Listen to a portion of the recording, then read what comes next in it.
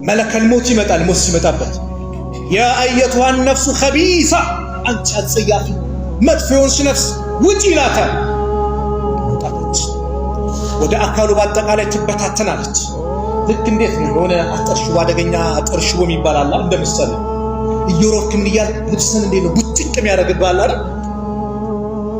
ግን ጥል አድርጎ ሩሃን ያወጣ በጭንቀት በመከራ ወናዚዓት ገርቃ እንደተባለ እነዚህ ጥቋቁር መላእክቶች የሚያስፈሩ ይመጣል።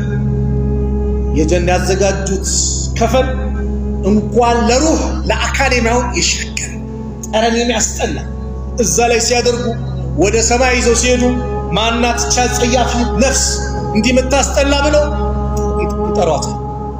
በመጥፎ ስም ሰማይ ሲያንኳኩ አይከፈትም።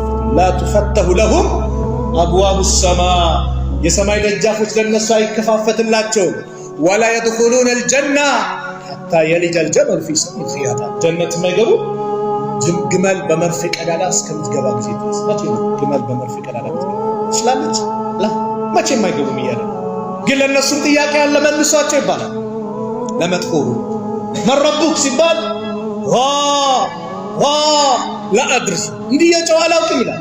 አናቱን በመዶሻ ይሉታል። እታች ሰባተኛው ምድር ሰልጥ ይወርዳል ያወጡታል። አሁንም መን ነብዩ ለአድሪ አሁንም እንደዚህ ያሰቃዩታል። ቀብሩ በልኩን የተቆፈረው የሁለት የጎኑ አጥንቶች እስኪጠባበቅ ድረስ ቀብሩ ይጠብበታል አሉ የአላህ መልእክተኛ ነብዩ ሰለላሁ ዐለይሂ ወሰለም። የጀሃነም በር ይከፈታል። እየመጣ ይለበልቧል። ንዳዱ ምኑ ጪሱ ምኑ አንድ የሚያስጠላ አካል ይመጣ። ጠረኑ ያስጠላል፣ መልኩ ያስጠላል። ማና አንተ ጥሩ ነገር ያስካ አይመስልም። አዎ ዛሬ ነው የረሳኸኝ እንዴ? እኔ እኮ ዱንያ ላይ ስሰራኝ የነበርኩ መጥፎ ስራ ነኝ። አላህ ይጠብቀን።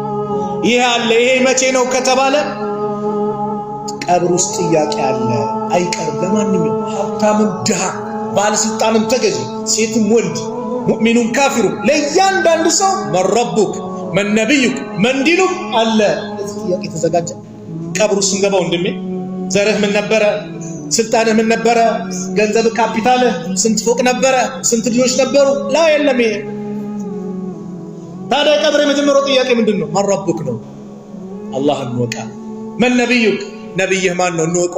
መን ዲኑክ ዲንህ ማን ነው? ለዚህ ነው ሼክ መሐመድ አብዱልዋሃብ ረሕመቱላሂ ዐለይህ ኡሱሉ ሰላሳ ሶስቱ መሰረታዊ ነገሮች ብሎ ኪታብ ጽፈዋል አይደል? እነዚህ ኪታብ የጻፉት ሶስቱ መሰረታዊ ነገሮች እነዚህ ናቸው። መን ረቡክ መን ነቢዩክ መን ዲኑክ። በእነዚህ ሶስቱ ነገሮች ነው ትንታኔ የሰጡት። ለምን?